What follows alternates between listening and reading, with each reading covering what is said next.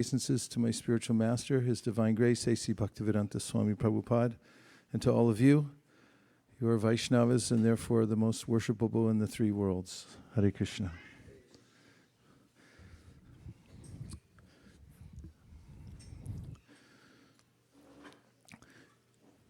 Today I was listening to Srila Prabhupada discussing the philosophy of Krishna consciousness. And this is emphasized by Sri Chaitanya Mahaprabhu, the founder of the Krishna consciousness movement, who emphasized that one should clearly know what one's relationship is with the Supreme Personality of Godhead, that is, and also hear regularly about one's non-relationship with this material world. Because it seems quite natural for us to have a relationship. We have love in our hearts. As the Chaitanya Charitamrita points out, Nitya Siddha Krishna Prema Sadhya Kabunoi, Shravanadi Shujachite Karu Odoi. There's a natural propensity of every living entity to love another. Prabhupada pointed this out on many occasions, even when he saw some kittens playing nearby him in Los Angeles. They were tumbling, rolling, showing kind of affection as siblings. And Prabhupada said, just see how that natural propensity is there within the heart of every living entity. However, that propensity to love is, according to Chaitanya Mahaprabhu, who points out from the various Vedic Shastras, misplaced when I invest it in the material world. Once, actually many years ago, when I bought my first automobile, I read up on it, how to buy a car. First said, never buy a new car, because you lose 50% of the value when you drive off the lot. And the second is, don't fall in love with the car because it won't love you back, which I found to be very true over the years. And the capacity of other living entities in this world to love us back is also limited, although the impetus may be there. The circumstances in this material world are frustratingly temporary and always changing. So whenever I invest my loving propensity in a relationship here, either in a thing or in another person, then there's a way in which the relationship will change. It changes over time, sometimes quickly, sometimes, although the attachment and affection may be there, then the loved one somehow unceremoniously leaves us. And we're left feeling bereft. So one of the tenets of Chaitanya Mahaprabhu's teachings is that it's not that we want to obliterate the loving propensity that we have, because that's not possible. It's our nature, actually. However, we do want to align it properly with the Supreme Personality of Godhead, who is our ever well-wisher. And Krishna himself in the Bhagavad Gita describes himself as Suridam Sarvabhutanam, which means he's the best friend of every living entity. And Chaitanya Mahaprabhu taught that in any situation in this world, we can become connected to Krishna and revive our love for him. He especially emphasized 5 practices, or as they are called in the Bhakti-rasamrita Sindhu, limbs of devotional service. There are 64 items of devotional service as compiled by Rupan Sanatan Goswami after hearing the teachings of Sri Chaitanya Mahaprabhu. And Mahaprabhu went out of his way to then give essential teachings. And out of the 64, then he mentioned 5 that are particularly potent. He said they're so powerful that even if one has a little bit of attachment to them, means you may be just slightly connected to them. And even if you don't have faith in them, but you still have some connection to them, then you'll still make advancement enough to come to the perfection of the process of devotional service through these 5, which were listed by Chaitanya Mahaprabhu as one of them being association with devotees. Association with Vaishnavas is based on a principle that we're very influenceable because of our nature. First of all, we're described as being very small. And Chaitanya Mahaprabhu described that the size of the Atma, the conscious living being that's a part and parcel of Krishna, as Krishna describes in the Bhagavad Gita, Mamai Vamsho, Jiva Loke, Jiva Bhuta Sanatana. So he says, these are my parts and parcels, Mamai Vamsha. They're anshas, they're parts of me eternally. And Chaitanya Mahaprabhu quoted from the Shastra saying that the size of the soul, of that Atma, is 1/10,000th size, the tip of a hair. So this is just to give some sense of how tiny is the Atma, the tiny, like an atomic spark. So this is actually a description of our nature. And the other label which describes our nature is tatasta, which means that I'm open to suggestion. It means whatever I come in contact with, I can adapt to that, or I will adapt to it because of my association. I'll start to take on the qualities of whomever I associate with. And tatasta means also marginal. So by nature, I'm marginal, but I'm influenced by my association. Therefore, in the teachings of Chaitanya Mahaprabhu and his key disciples, you'll find again and again the admonition that one should be very careful about one's association. And that whomever you associate with, you'll take on the qualities of that person without a doubt. And Krishna himself certifies in the Bhagavad Gita in a very general way by saying, Purusha prakritisto hi bhunkte prakriti jangunan karanam gunasangosya sarasad yoni janmasu. That whatever situation you're in now has come about because of association previously. Sad asad means, sad means in this situation you have, in the context of the verse it's often described as you have a good body. Or if you have a body that's not so conducive, at least for thinking about God or advancing spiritually, you're just tied to the modes of material nature. For instance, if you're born as can you suggest an animal? Squirrel. Okay, squirrel. My little gurus. The squirrel is not so adept at philosophy or self-control. That's why when people act erratically, they're called squirrely. Don't be so squirrely.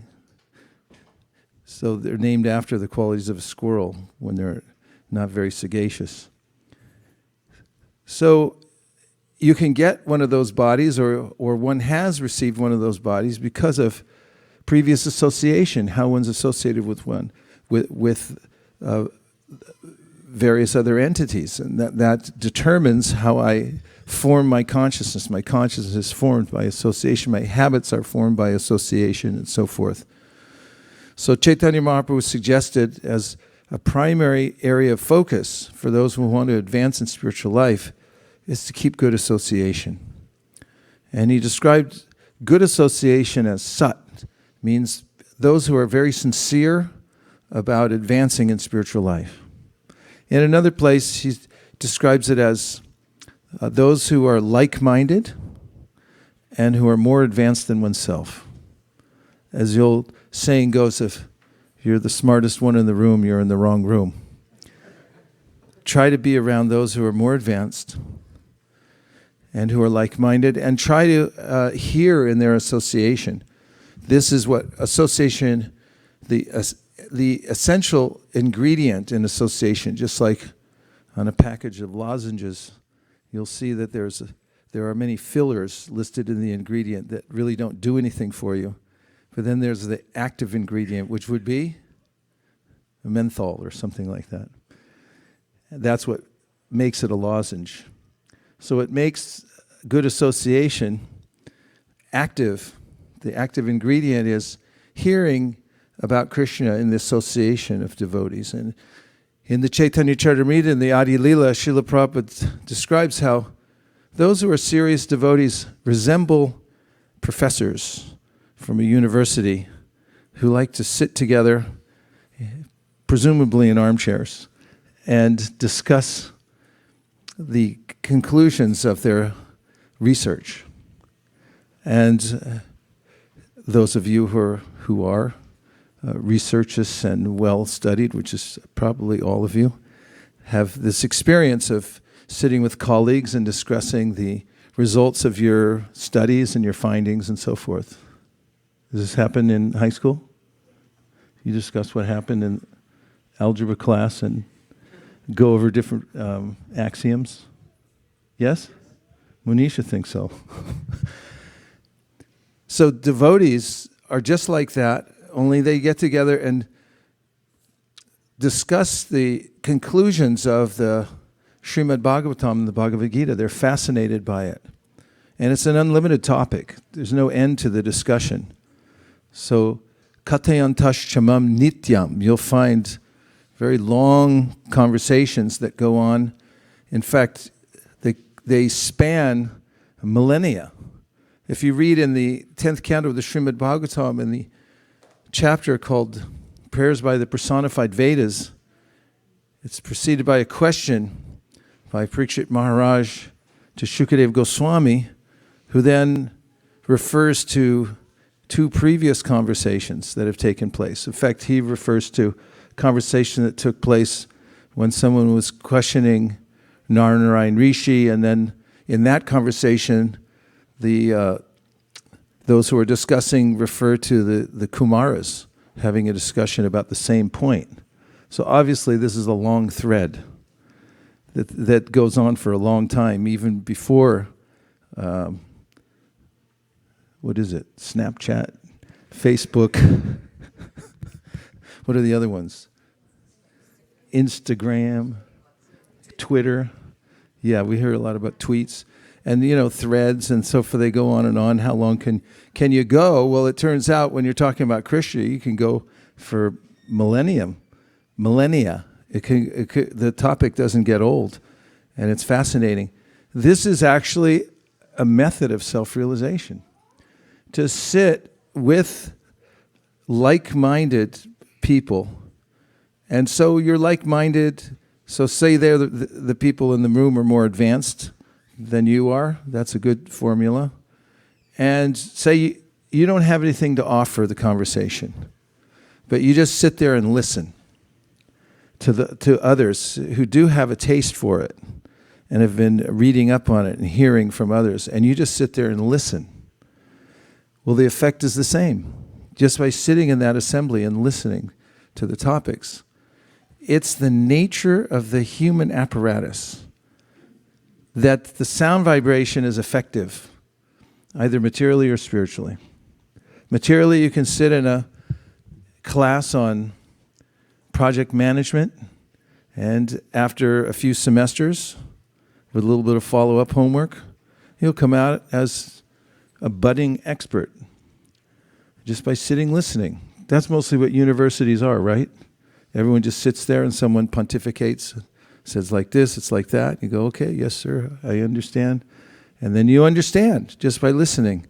So in a similar way, by listening to those who are discussing Krishna Katha, the sound vibration enters the ear, goes into the heart, and there's a transformation that takes place within the heart. So that's one of the methods that Mahaprabhu recommended. So what might a strategy be for those who are interested in advancing in spiritual life based on this first, what's called limb of Panchangam Bhakti, the 5 most powerful limbs of Bhakti? What might be a strategy that you could suggest based on what I just said? Okay, one person saying to Mike, then it becomes infinitely more interesting. Taking association of devotees who are like-minded and also devotees who are more advanced than oneself. Okay, you just repeated what I just said, but try to drill down and be more specific. Like, what would that look like? What would you do, actually? Be open-minded and listen to what they have to say from their own experiences and from what they learn. Okay, so far I don't know who they is and like how I would get myself into that situation. I like what you said, but if you know more, please say more. Here, keep passing the mic around. Be specific. Specificity is interesting. Maybe invite in your house, have a Bhakti Viksha, more advanced devotees. And then, what if you invited some advanced people to your house who like to discuss Krishna consciousness? They want to, you know, if you let them in there, that's what they're going to talk about, right? So even if you're not interested in hearing that much, but if you invite them in, you know they're going to talk about it, and that's going to mean, you know, you'll have to listen. That could be a good defense against Maya, right? This actually is one of the topmost methods of self-realization, is to use your home space, which you're going to use anyway, to invite people over. Either they're going to come over to have, what are they going to have? No, be more specific. Sandash and halva. You can invite your neighbors over. A lot of people, you know, they invite people over for all kinds of reasons. They play mahjong. Do you play mahjong? Mahjong? Bridge? You know how to play mahjong? Where'd you learn that? Okay. There's bridge, Monopoly. People come over. They have some libation. They have, you know, some root beer. They have a little root beer and some crackers, and they talk. And they talk about what they're listening to and what are most people listening to. Okay, if they're highly educated people, let's say they're in the liberal arts, they're going to talk about authors. And they'll discuss, you know, who is your favorite author, what poetry which moves you, and what period do you think was the most interesting. If they're into cars, they're going to talk about, you know, drivetrains, what year, who made the best car, what's coming out now is all junk. It doesn't, the carburetor, now we have catalytic converters. They'll go on and on about tires and things like that. And then, you know, if you get people who are into politics, there's no end to that because it's a very highly charged kind of topic. Everyone's polarized. That's the very name of the word, politics. It's polarizing. So everyone likes to take a side for no good reason and then just put forward their particular ideology and their person, and it becomes very heated and contentious. And there's a little rasa in that. I hate you too. You know, there's a taste in that. And so this is very natural. Everybody does it. Everyone's doing it right now on Sunday. But if you invite a sadhu into your house, the sadhu's going to talk about Krishna. And at first, it may not seem palatable or interesting, but as you notice, the vibration is different. It has a different effect. So the Bhagavatam says, Satam prasangam mama virya sambido bhavanti shrit karna rasayana kata. It acts like medicine. It goes into the ear and it cures the disease of distraction into material fascination, of distraction and material fascination. And it starts to change one's mind about what's the real value in life. Those things that looked like they were really important and disturbing, they become less so by the balm of the spiritual kata that goes into the ear. And one gradually changes one's decision to stay in the material world and decides, I think I'll go with these people where they're going, to the spiritual world. So there's a noticeable effect. And all you have to do is do the same thing that everybody else does and just invite high-minded devotees into one's home or space, whatever space. If you live in your car, you could fix up your car a little bit. If you live in a van somewhere, you can invite them in, fix it up, and ask them, go for a ride or something like that. However you can get in the same space with those who are advanced and here, then naturally you become advanced in Krishna consciousness. In Panchangam Bhakti, the second, not necessarily they're given in this order, but a second is that one worships the deity. This is important, and you'll notice that along the 101 freeway, which is full of hoardings, billboards, advertisements, and really, really ugly buildings. There's no nice architecture. Everything's built for commerce. You just see the same kind of logos that are, it's almost sickening to the soul because it's so unattractive. 280 is a little better because at least you can say, in fact, it's maybe one of the most beautiful scenic routes in America, maybe in the world, driving over the 280. What do you think? Same time, there's no, of course, you can see Krishna in the sunset and the trees and everything like that, but there's no chakra at the top of a temple along there that would immediately remind one of the Supreme Personality of Godhead. In the old days when villages and cities were built, the central point would be a temple, and you could see either the spire at the top, or you'd see the chakra at the top, or whatever the half moon, is that what in Islam they put? Like there's some symbol, and you'd see it from a distance. From any, you can tell us. He's our consultant,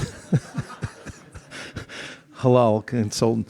So you'd see that, and you'd remember, oh yes, all this commerce, everything we're doing, we're bringing home crops, we're bringing home money, whatever. It's meant to offer to the Supreme Personality of Godhead, and you could walk in, and you'd be inspired. There would be a sense of awe, like when I walked into the Montreal Cathedral it's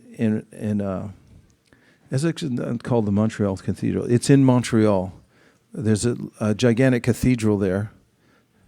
And I went inside. Prabhupada had gone in there previously, so I decided to go in myself and have a look. And as soon as I walked in, I began to think of what a lowly sinner I am, just by being in the grandeur of that building, which is dedicated to the Supreme. And there's a sense that I'm tiny and I should submit myself to the Supreme just by walking in that building. I don't get the same feeling when I go in Costco or Home Depot. I get the feeling in there that, come on, pick something out, let's go, and you've got to buy 5 of them instead of the one that you needed. And there's somebody's trying to manipulate me. And it's not that somebody's calling to me to surrender to God. And so this having a temple to go to, where you can be demonstrative about your devotion to the Lord. You walk in a temple. I remember going around Europe with my parents, and we went in many places, and some places you put a hat on, some places you're supposed to take the hat off. Depends which tradition it is. Some places you can walk in with your shoes, other places no shoes. But the point is, it's demonstrative when you walk in the house of God somewhere that there's something you're supposed to do. In Japan, there's these little fountains in front of the temples with wooden achman cups. They're on a long stick, and you're supposed to touch water, and then you ring a bell before you go in the temple. It's a big bamboo bell, so it's a little more earthy than the Indian bells that are brass. But you make the noise, clack, clack, that I'm coming see, and they clap before the deity. It's like I'm here. And there's a sense that I'm here to worship. And there's a central place where the deity is placed. And if you don't have that, if you miss that every day, or you don't have it on a regular basis, it leaves a vacancy. of where to put one's attention. And so Krishna says, Vyavasayatmika buddhi ekeha kurunandana bahushaka hinantashta buddhayo vyavasayinam. That unless you have a place to fix your attention properly, that'll be satisfying, then the attention will be many-branched. You can go in every direction, and does go in every direction. So having deity worship is really important, Chaitanya Mahaprabhu said. A place where you can come in a sanctified atmosphere and sit down and see the beautiful form of the Lord. Kapila Dev describes this in his teachings to Devahuti, which he says the devotees who come into the temple and see my form, he says, he's Krishna, see my form, my smiling form, that they feel satisfied in their heart. And they smell the incense, the flowers, and there's a rarefied atmosphere inside the temple. And Prabhupada describes how they become imperceptibly liberated. Imperceptibly liberated. Just by walking in the environment. It's such a relief. I can think of times when traveling long distances on trains and planes and old taxis and feeling really wrung out, and then getting finally to the temple, wherever it might be, in Hong Kong or India or somewhere in America, and walking in, and then you can smell the smell that smells like home. I smell some incense, there's a chants cooking somewhere in the back. The flowers are there, and then there's Krishna. He's in his place on the altar. And then the heart feels satisfied. All the trouble of traveling goes away. And as the Bhagavatam says, we're all travelers in this world. And when we come to devotional service, then we feel the relief that a traveler feels after being on a long, arduous journey and then coming back home. And so similarly, the temple is meant to be that oasis, place of relief. And Chaitanya Mahaprabhu said to come and worship the deity, to clap when you walk in, ring the bell. You take a little Charnamrita. When I was just in Washington, D.C., I went to see Sri Sri Radha Madan Mohan and Sri Sitaram Lakshman Hanuman and Sri Sri Gaurnitai. And it was a long flight I had taken. It had been delayed several times just getting out. They warned us that we were putting too many bags on, and then they pulled out. They said, yep, too many bags. They pulled back in. 2 hours later, we pulled out. Flying. Person next to me should have ordered 2 seats rather than 1.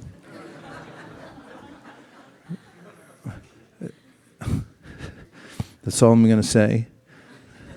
I spent most of the time standing up.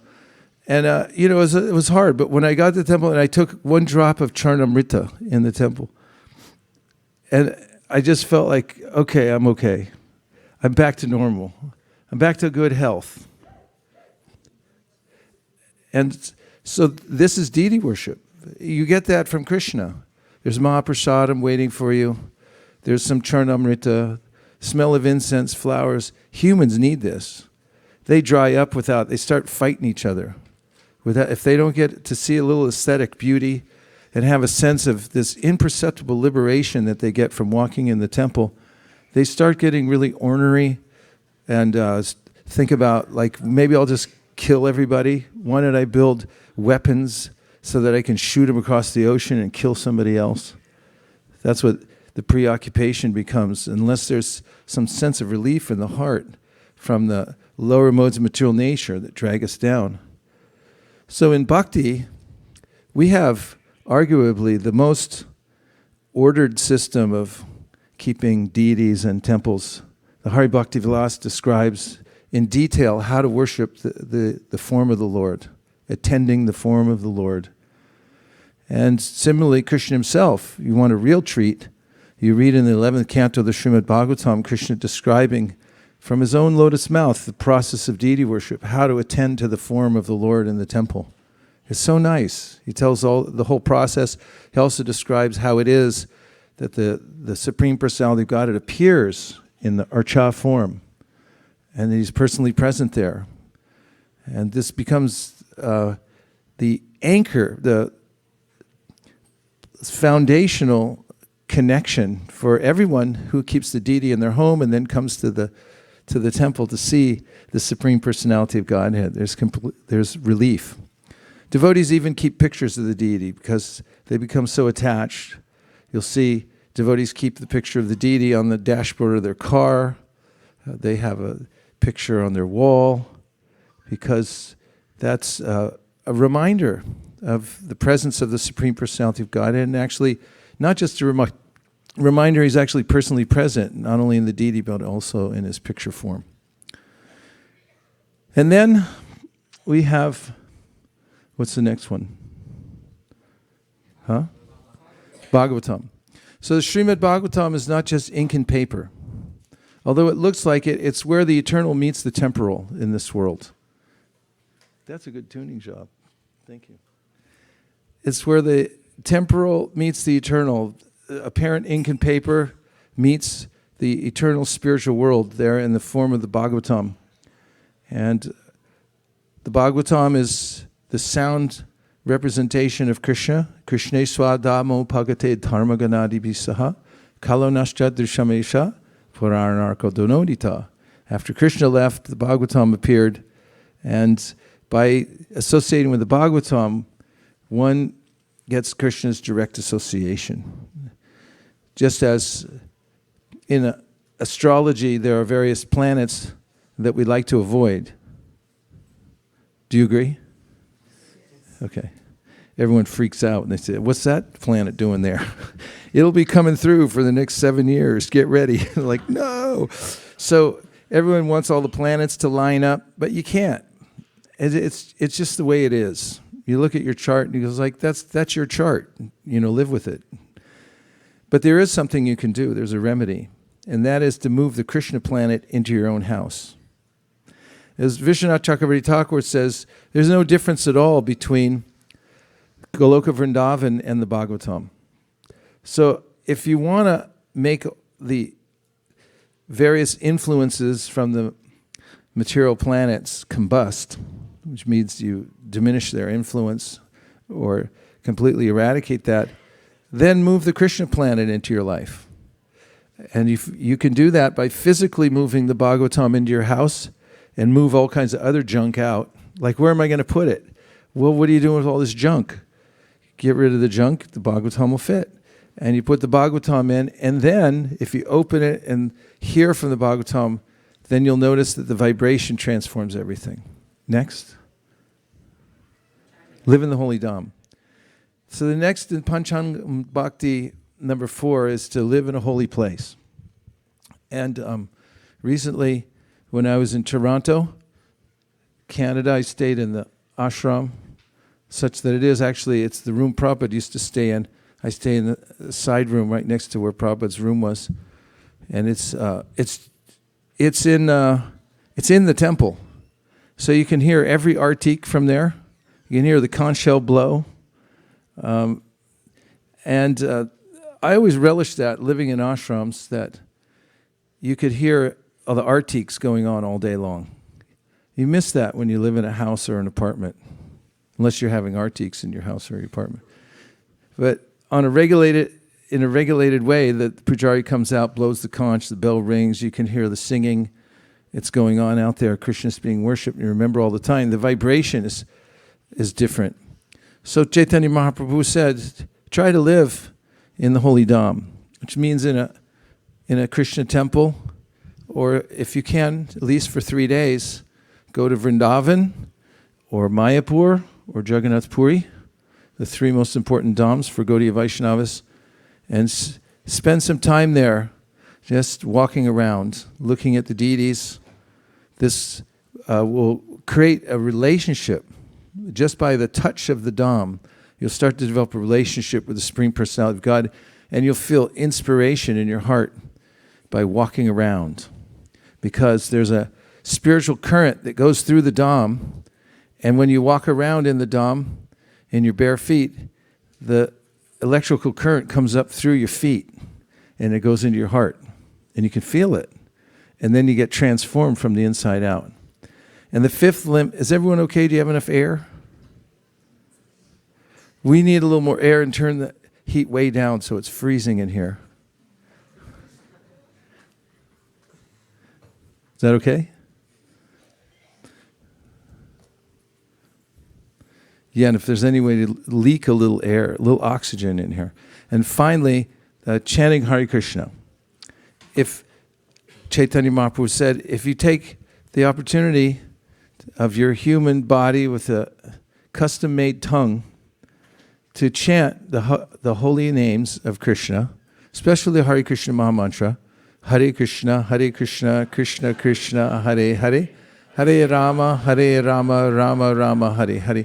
Then you'll find for yourself that Krishna is dancing on your tongue, and you'll notice, as one devotee wrote me the other day, that by chanting every day, he said he feels realigned in his life. He remembers his spiritual nature just by chanting the Mahamantra. And if you take to that practice every day, Chaitanya Mahaprabhu said, and he also set the example by doing it himself, he'd sit under the Imli tall tree every morning up into the late morning. He would sit there and just chant the Mahamantra again and again. And if you do that, hey, nice air, right? Can you feel it? What a difference. Then he said, you'll become attached to the process, and by the power of Krishna's name, of repeating it, doing that service of repeating the Krishna's name, Atashri Krishna Namadi, Nabhaved Grayam Indriye, Sevamukhi Jivado Swayam Eva Spuratyada, then Krishna will reveal himself to you. If you use your tongue for service, and the best service that you can do is to chant Hare Krishna. And the solution to all the problems in life is to chant Hare Krishna. And when someone wrote Prabhupada and asked him about a specific problem that he had in his life, Prabhupada wrote back and he said, it's the same old answer, chant Hare Krishna.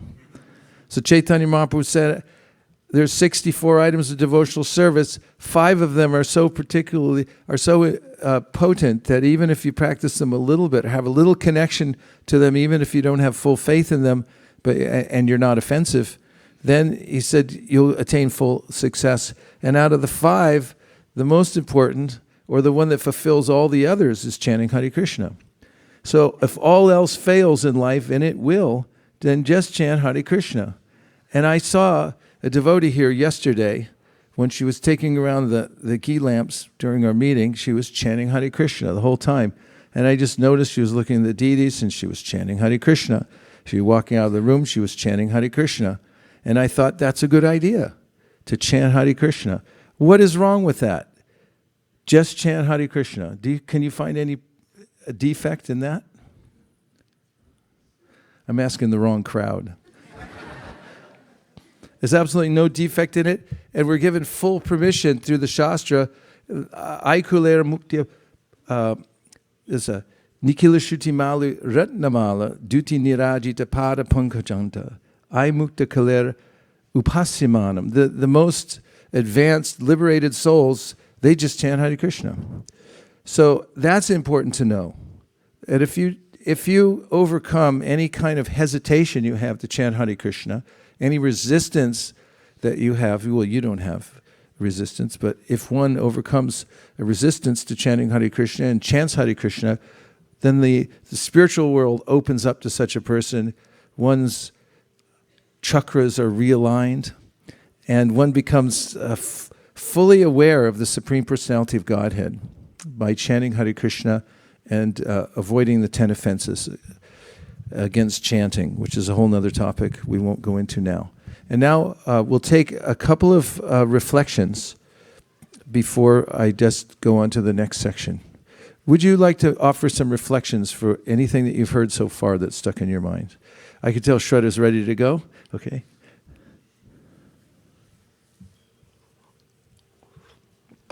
And then make sure that Shri Kumar Prabhu is equipped with a microphone just after Shraddha.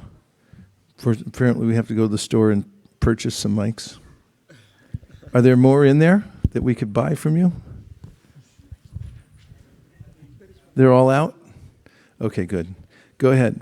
Thank you so much for such a wonderful class, and again reminding us about the 5 potent factors. One of the things that stuck and I really liked was the example that you gave about how we want the planets to align for ourselves. And then you said that bringing the Srimad-Bhagavatam in is like bringing the Golok Vrindavan into your home. And I thought this is a very good line we could use in book distribution while trying to sell the Bhagavatam. Yeah. It's the commentary of Vishwanath Chakravarti Thakur. I've mentioned it many times in giving lectures where we're trying to induce the audience to take sets of Srimad-Bhagavatams. It makes a lot of sense to me. Shri Kumar Prabhu. Thank you, Prabhuji, for Hare Krishna. all these wonderful 5 points. Especially with respect to deity worship, when you said that when you go in front of Krishna, you remember everything. I mean, forget everything else, but remember Krishna. I was remembering Balaji's visit. Generally, you stay in the line there in Tirupati for almost like many hours, and you go through the squeezing and everything. At that point of time, many people feel that okay, this is the last time I'm coming here. But then you just take 2 or 3 seconds of the darshan of his deity. Then we want to get back into the line to again go through that. So Yeah, it's just and every yajna is like that. The preparation for the yajna is onerous. The cleanup is even harder. Ask the devotees who put away all the books in the book room. Venugopal Prabhu, Venudhari Prabhu, our hero, make sure that everything gets put away. It's really hard, but the middle part, it goes off in a very short amount of time, distributing the books, and every yajna, setting up the fire yajna, taking it down. The yajna takes place in a few minutes.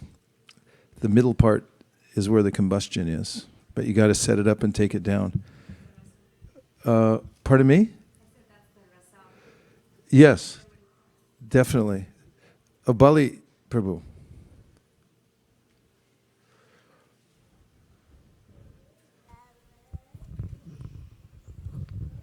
Hare Krishna.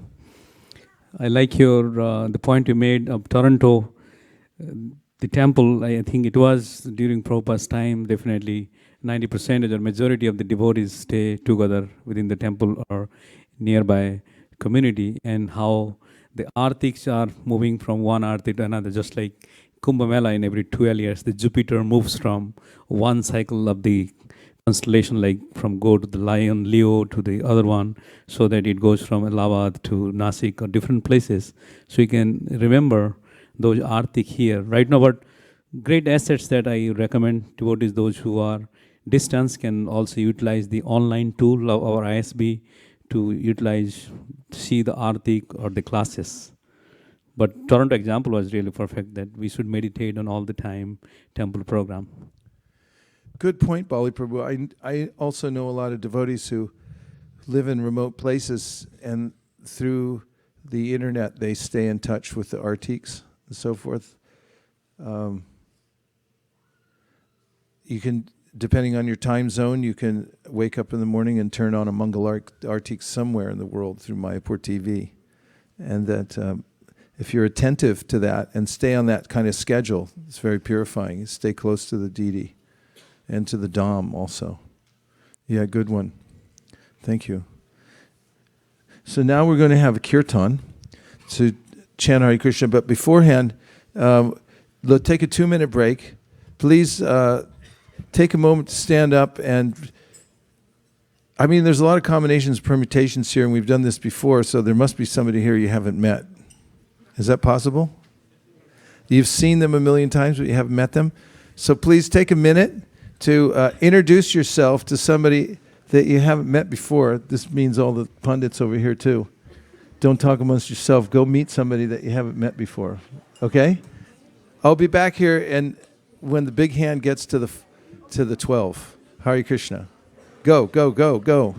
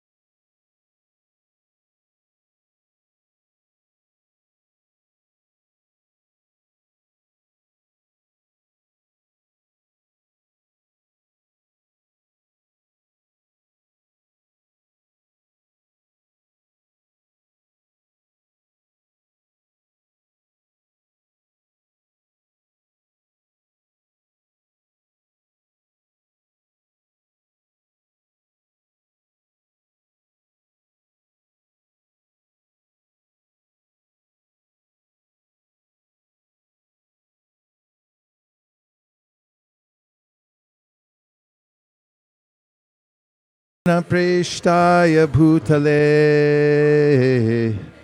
Shri Mate Bhaktivedanta Swami Niti Namine Namaste Saraswate Deve Gauravani Pracharine Nirvishesha Shunyavadi Paschatya Deshatarne Jaya Shri Krishna Chaitanya Prabhu Nityananda Shri Advaita Gadadhara Shivasari Gaura Bhaktavinda.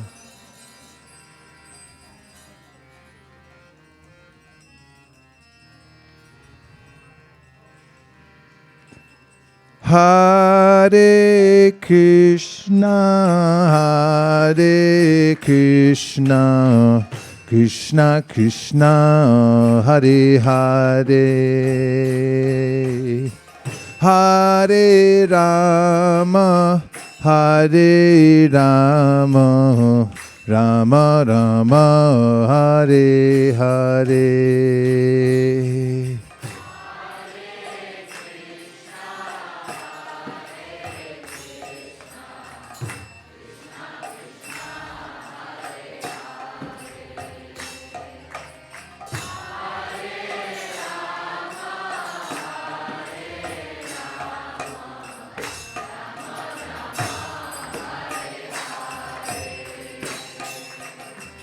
Hare Krishna,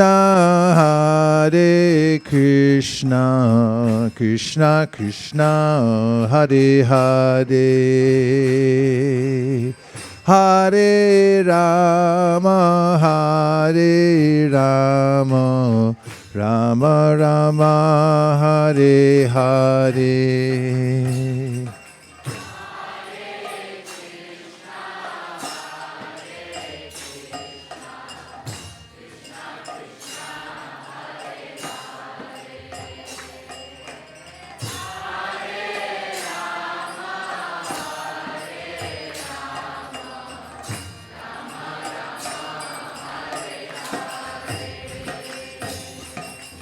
Hare Krishna, Krishna Krishna, Hare Hare, Hare Rama, Hare Rama, Rama Rama, Hare Hare.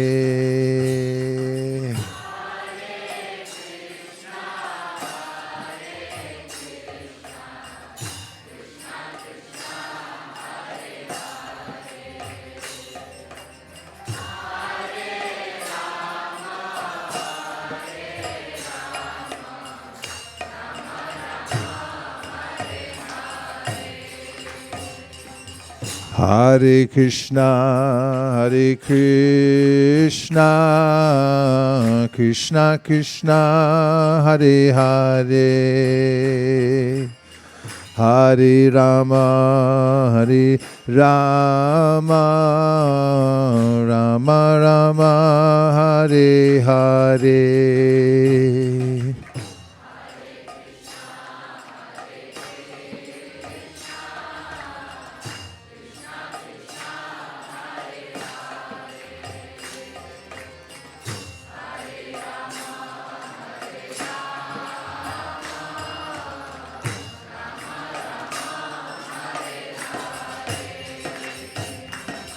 Hare Krishna,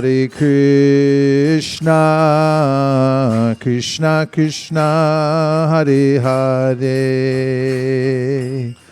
Hare Rama, Hare Rama, Rama Rama, Hare Hare.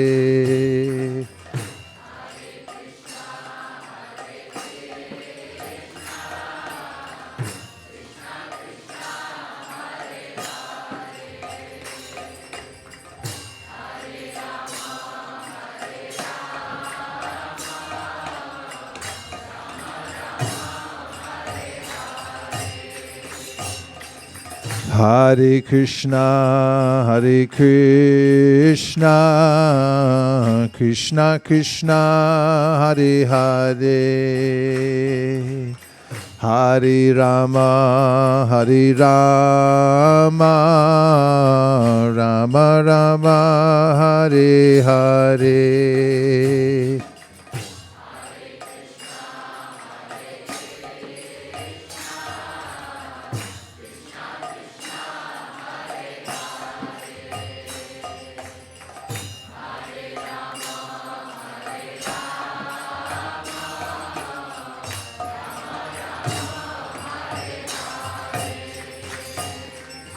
Hare Krishna, Hare Krishna, Krishna Krishna, Hare Hare,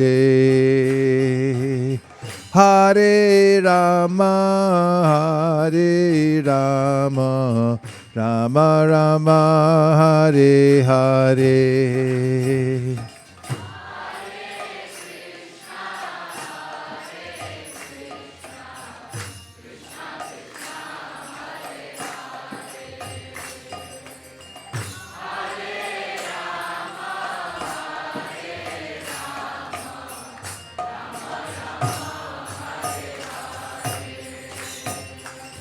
Hare Krishna, Hare Krishna, Krishna Krishna, Hare Hare, Hare Rama, Hare Rama, Rama Rama, Hare Hare.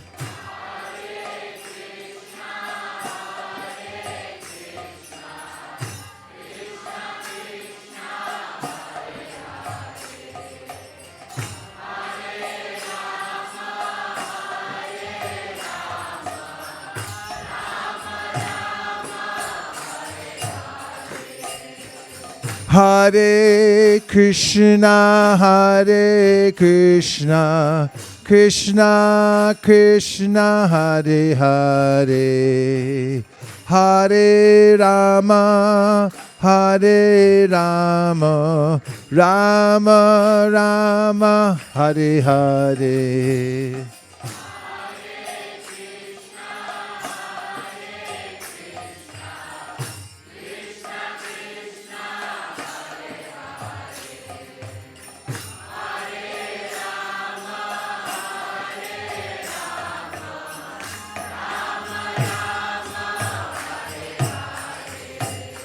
Hare Krishna, Krishna Krishna, Hare Hare, Hare Rama, Rama Rama, Hare Hare.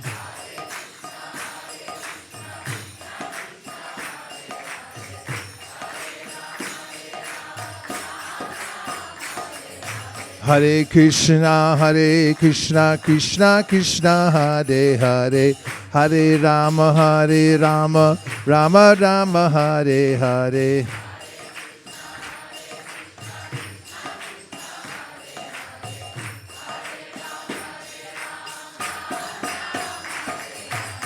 Hare Krishna, Krishna Krishna, Hare Hare, Hare Rama, Rama Rama, Hare Hare.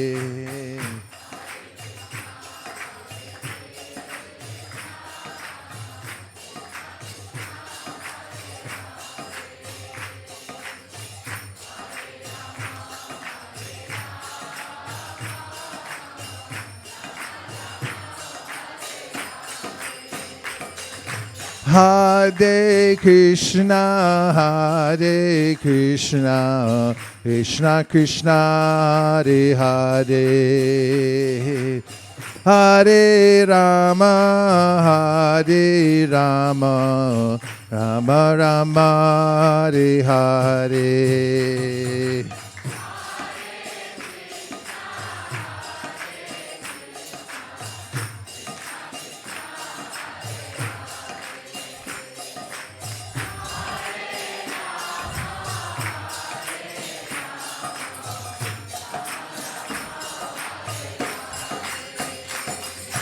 Hare Krishna, Hare Krishna, Krishna Krishna, Hare Hare, Hare Rama, Hare Rama, Rama Rama, Hare Hare.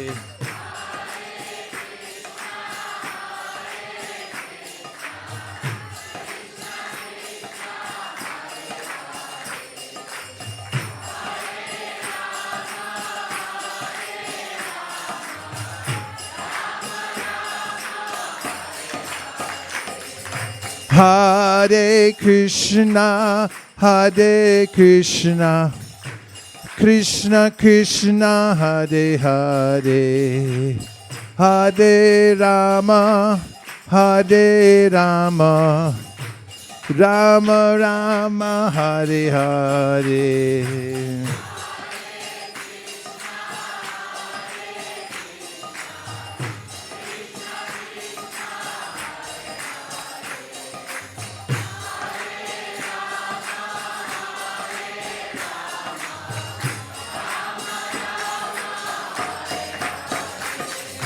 Hare Krishna, Krishna Krishna, Hare Hare, Hare Rama, Rama Rama, Hare Hare.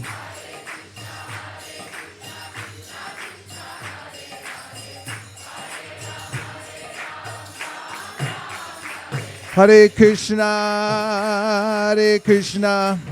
Krishna Krishna, Hare Hare, Hare Rama, Rama Rama, Hare Hare.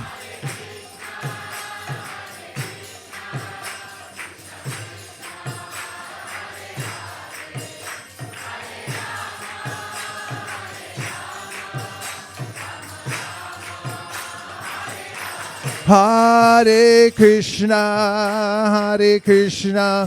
Krishna Krishna, Hare Hare, Hare Rama, Rama Rama, Hare Hare.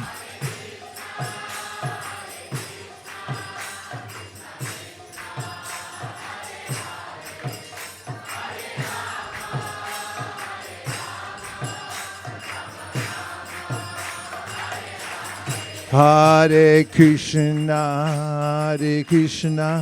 Krishna Krishna, Hare Hare, Hare Rama, Rama Rama, Hare Hare, Hare.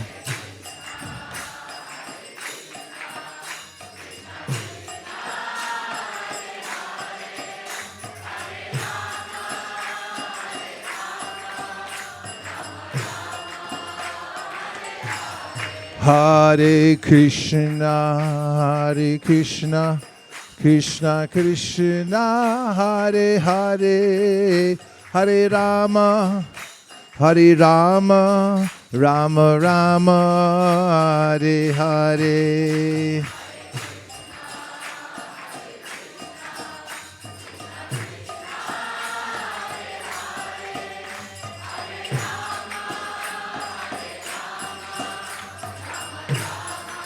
Hey, Hare Krishna, Krishna Krishna, Hare Hare, Hare Rama, Rama Rama, Hare Hare.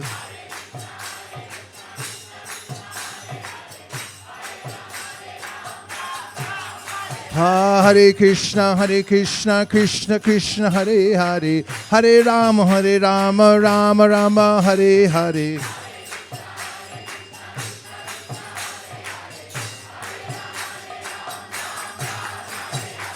Hare Krishna, Krishna Krishna, Hare Hare, Hare Rama, Rama Rama, Hare Hare.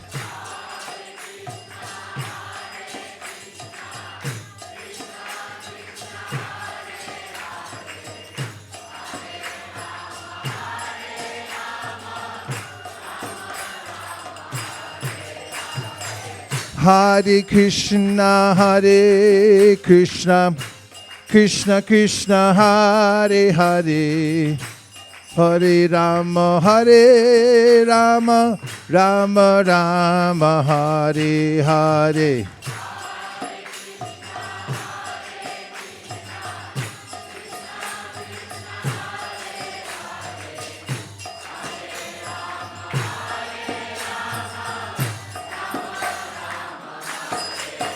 Hey, Hare Krishna, Krishna Krishna, Hare Hare, Hare Rama, Rama Rama, Hare Hare.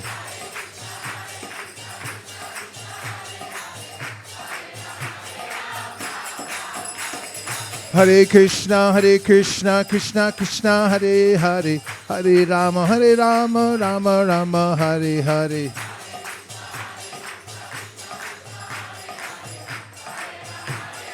Nitai Gaur Haribo, Haribo, Haribo, Nitai Gaur Haribo.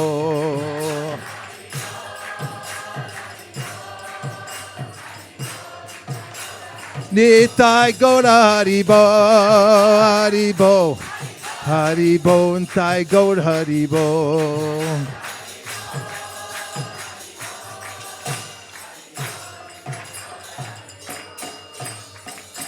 Nitai Gaura Premanande, Shri Harinam Sankirtan Ki, Shri Harinam Mantra Ki, Shri Harinam Prabhu Ki, Gaura Premanande. Nitai Gaura Haribo, Haribo, Haribo, Nitai Gaura Haribo.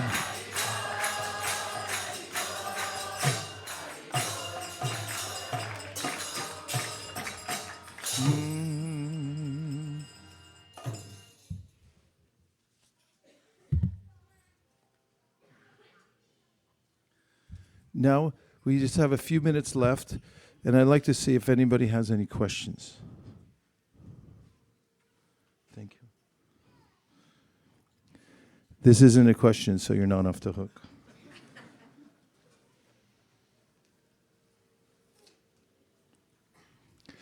Yes, Prabhu.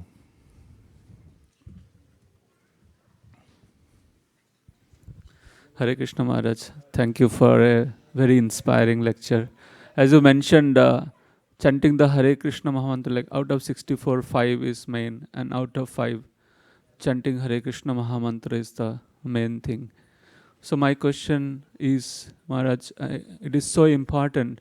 How do we develop attraction and taste, nameruchi, for the holy name?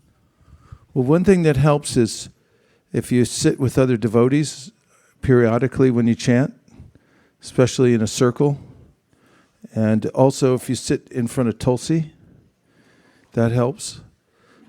Tulsi's transcendental personality from the spiritual world. And also if you read about the Mahamantra. One of the ways Krishna talks about mantras in the 11th canto of the Srimad-Bhagavatam to Sri Uddhava is that when you study a mantra, when you get to know it, then it gives you more qualification to chant, as you'll be more interested in it. When you hear about something, then, for instance, if you hear about a particular kind of, let's say, a food, and someone tells you it's a superfood, and just by eating this, all your wrinkles will fall off, and you'll have energy throughout the day. You barely have to sleep. At night, there'll be no side effects. Skin will take a nice tone. And then you'll think, well, where do I get it? And where is this food? And how do I prepare it? And so similarly, when you hear about the Mahamantra, it's being described in various ways throughout the Shastra. Apana samsritim goran yandama vishogranan tata sadyo vimucheta yabhibheti swayam bhayam. The holy name will be there to save you from all dangerous situations. And it's described elsewhere as to be just like a touchstone or a philosopher's stone where you touch any item and it turns into valuable gems or gold. These are desirable. You hear about them in movies and plays some kind of fantastical thing. But the holy name is all that with no exaggeration at all. And so if I hear about that and I'm chanting and my mind suggests something else, like why don't you go and watch a monster car, what are they called? Monster truck. Truck what? Oh, monster truck jam. Why don't you go watch a monster truck jam instead? Then you'll think, no, this is much better. Because you've cultivated that and understood it. So hearing about the mantra is very important, and there's various places that you can find compilations of descriptions of the holy name to remind you. I noticed that some devotees are successful in sitting with a book in front of them, and every once in a while they'll look down and read something inspirational about the holy name and then keep chanting. But one way or another, if you can keep the mantra going, then you'll start to one will start to develop a taste for it, because the holy name is the most tasty thing that one can do with one's tongue. Thank you, Prabhu, for such a important question. Now we'll take one more question. And if you think you have a stupid question, we'll give you $100 for it. Okay.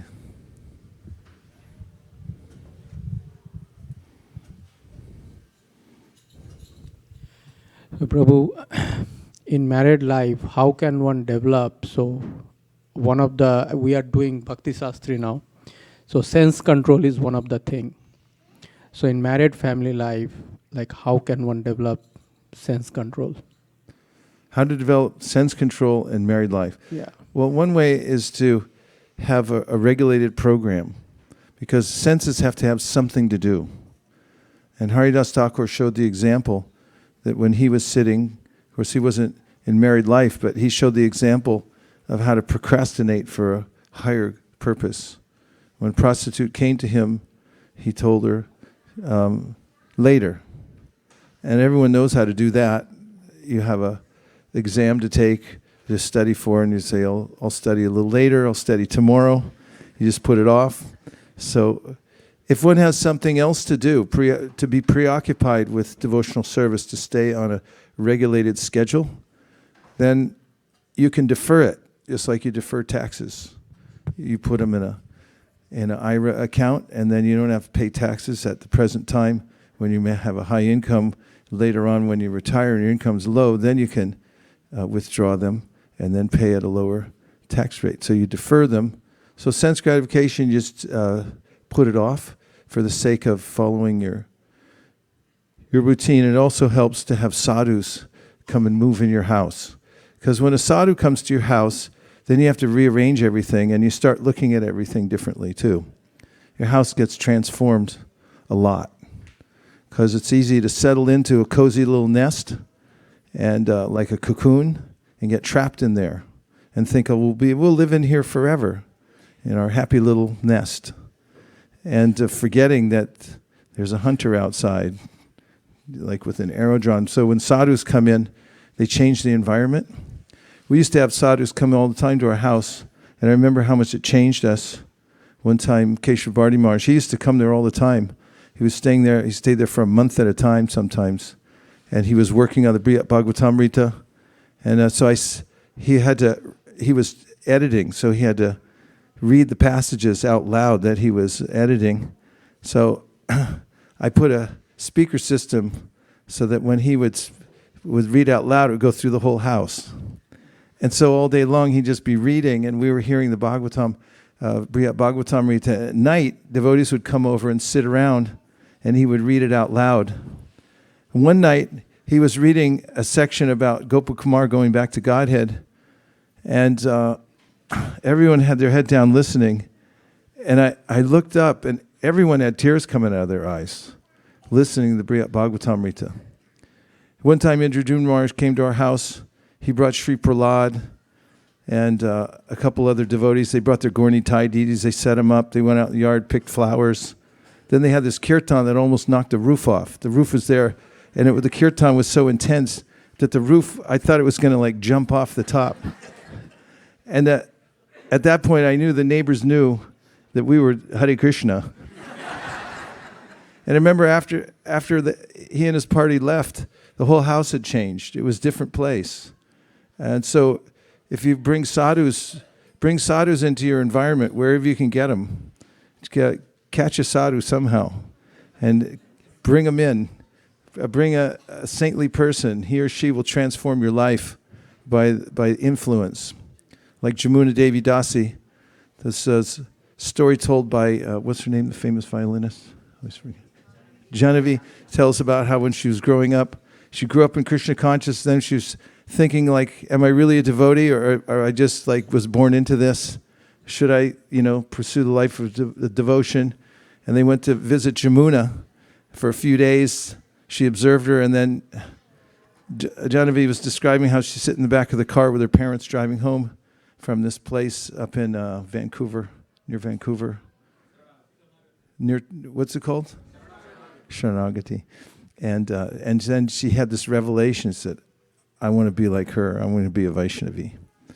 And that's when she decided. She actually made a decision. So if you can get Vaishnavas, get around Vaishnavas, go to see Vaishnavas, take them a gift, serve them, and invite them into your house, and feed them, and listen to them, then your whole life will change.